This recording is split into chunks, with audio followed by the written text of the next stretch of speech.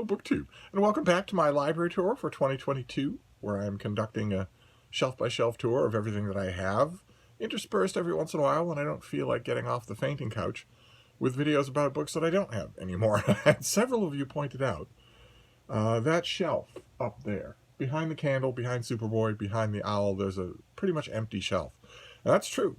That's absolutely true, and that's without even trying. That's one of the side effects, one of the benefits of this library tour, is discovering all the space that's in this room by all the stuff that shouldn't be in here or that is organized wrong. And that's just one shelf. I have a feeling that I can clear off an entire skinny bookcase when I'm done with this room and take a little pause in the library tour in order to assess what's going on here. I think I can clear a whole bookcase, which would be great. If I can clear a whole bookcase, then I will fill it slowly with keepers found in book hunting expeditions in 2022.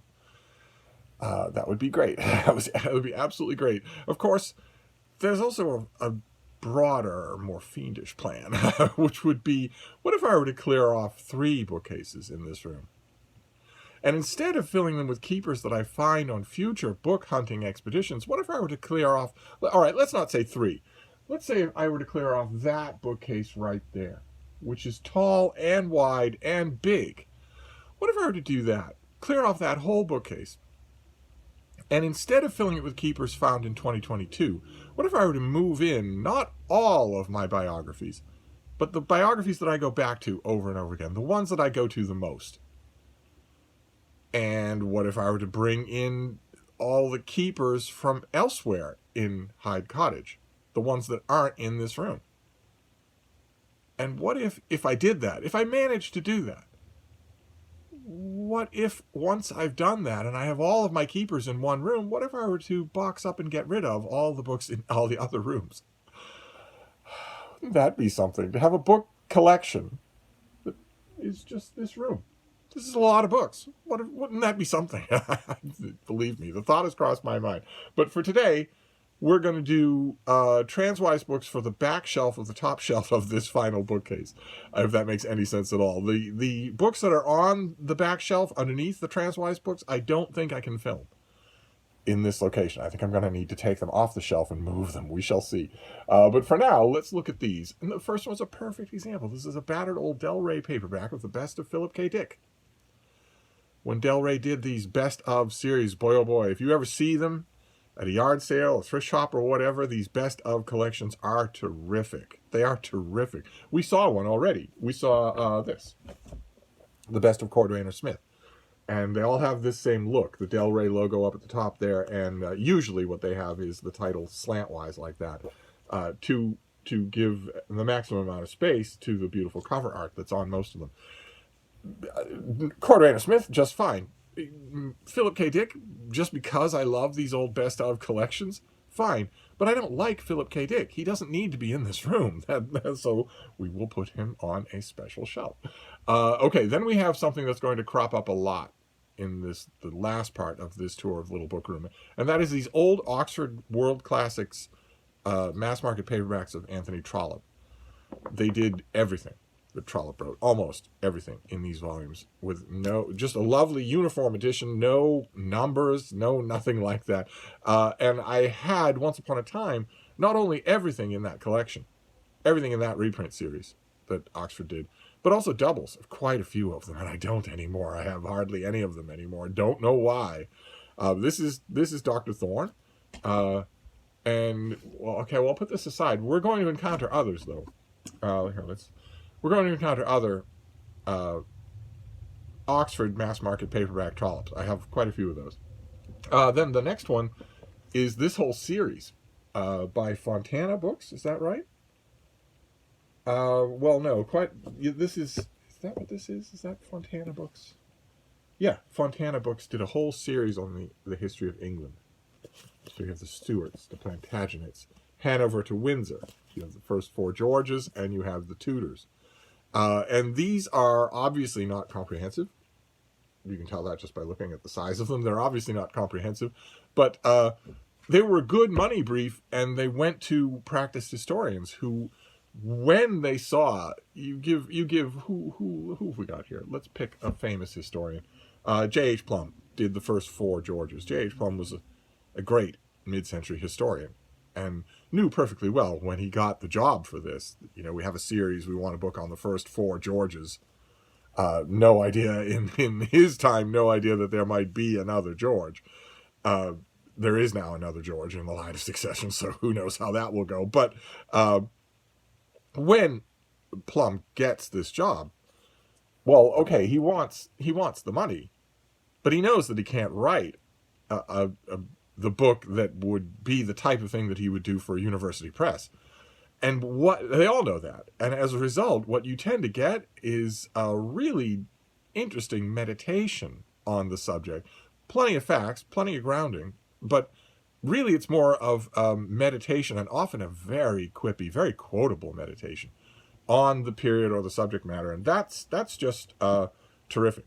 I have that series there. I'm missing a couple of them. And there was also, Pelican did a similar series. And I had, at one point or another, I've had almost all of those. My favorite one is this one, David Thompson's book, England in the 20th Century, which certainly doesn't look like the 20th century on the cover there. There are other editions with other cover illustrations, but that's the Prince of Wales.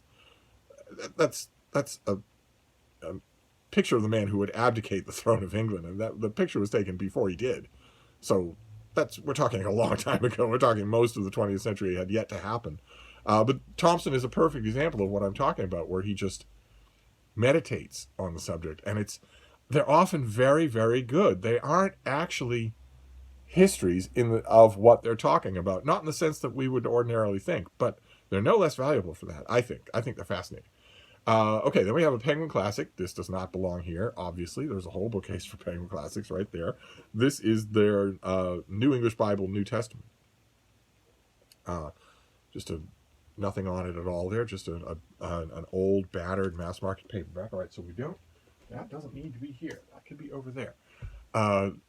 Then we have a novel, another 20th century novel. We had a blast of those to end the last one. This is by Taylor Caldwell, the famous novelist Taylor Caldwell, now completely forgotten, and Jess Stern. This is their novel, I, Judas, in which Judas tells his story, basically the story of Jesus, and it's surprisingly effective. I've always thought it was surprisingly effective. I've never been disappointed by rereading it. But we saw a blast. We saw The Cruel Sea, Look Homeward Angel, and The Last Hurrah. And now we have another great, I, Judas is not a great 20th century novel, but now we have another great one. This is Moving On by Larry McMurtry. Not a historical Western of his, but he wrote, in my opinion, 2 genuinely great books that deserve to be dissected, books that deserve to be read forever, to be on college curricula and whatnot. They never will be, but the 2 that deserve to be are Moving On and Lonesome Dove. I have Lonesome Dove in a couple of different mass markets. I have it in hardcover, and I also have it as an ebook. I don't have Moving On at all in any form other than this cheap old mass market paperback, which I like. I love the design of it. I love the old days when all mass market paperbacks got original cover artwork, even if the cover artwork is kind of dorky. The main character of this book, the indelible main character of this book, is a woman. Why are we not seeing her face? Why does the car have more details on it than her? But I need to find a good trade paperback or mass market or even an ebook of Moving On. I just haven't done it. Okay, then we have a little work of history from Pelican that does not belong here. Does not belong here. Doesn't belong in this room. This is by Bruce Bliven, and this is Battle for Manhattan. A very skinny study of his of what was really not the battle for Manhattan, but the surrender of Manhattan by George Washington and his colonial troops who fled from the British all the way down the length of the island. Really neat duotone maps here that show you the routes, and they, in order to help you imagine them, they superimposed the street grid structure of Manhattan as it is today. So that you can see where things were happening. Very, very good. Then we have a kid's book. This is a Puffin kid's book. This is by Rosemary Sutcliffe, and it is The High Deeds of Finn McCool, with these scratchy line illustrations all throughout. There are Finn's 2 dogs. Then we have an old mass market paperback. This is the sort of thing that I get to see because I have access to something like the Brattle Bookshop, which gets an enormous amount of books all the time. So I don't know how readily you would find this otherwise. This was a little anthology that was done a long time ago of the Saturday Review. This was a 50th anniversary sort of anthology of some of their greatest hits and their interesting pieces that ran in the Saturday Review, which once upon a time, probably, you know, some furtive corner of the internet, the Saturday Review is still around, but once upon a time it was a huge deal in the sort of middle-brow suburban intellectual periodical reading of America. It was a gigantic deal. Enough so to warrant a volume like this. And there are some pieces in here that are so good, and that you're not going to find anywhere else. They're never going to be, this is never going to be reprinted, and you're never going to find most of these authors again either. Okay, then we have some Oxford World Classics. This is their volume, The Anglo-Saxon World. This has all of Beowulf and a bunch of other stuff in it as well, and a great introduction. We have The Ecclesiastical History of the English People by the Venerable Bede, and these old Oxford yellow spine mass market paperbacks that I liked. I once had a lot more of them than I do. We have the Poems of Propertius, one of my favorite Roman poets. These are translated by Guy Lee. And we have The Red and the Black by Stendhal, with a cutie patootie on the cover, not to be outdone by the weird anachronistic sexy cover that we've seen already. Can I grab it here without destroying everything? Yes. That's the Burton Raffle translation. Whereas this translation is by Catherine Slater. So two different approaches to not only the translation, but the cover design. I mean, the main character, you probably want a cover like this, I would think. All right, so we're going to put these back so that we don't cause a catastrophe. Right? We're going to put those back, whether they belong here or not. We can deal with that later. Then we have an old mass market paperback of The Code of the Worcesters by P.G. Wodehouse with a J.C. Leyendecker cover that just happens to look a lot like Jeeves and Wooster, and this is my favorite of all of the Jeeves novels. And also my favorite edition of all of the Jeeves novels. I've had this forever and ever, just forever and ever. Okay, then a little Penguin mass market paperback of Mary McCarthy, The Writing on the Wall and Other Essays. I love Mary McCarthy. She's mostly forgotten now, but I absolutely love her, and I have in another room, I have a couple of collections of her nonfiction, but to have Mary McCarthy in a Penguin is always just an extra treat. Okay, then we have Donald Dudley's translation of the Annals of Tacitus in an old Mentor paperback.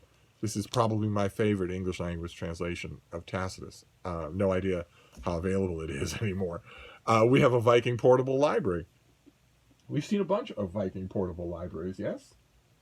Yes, we saw, for instance, the Viking portable Shakespeare, which really by rights ought to be on this bookcase.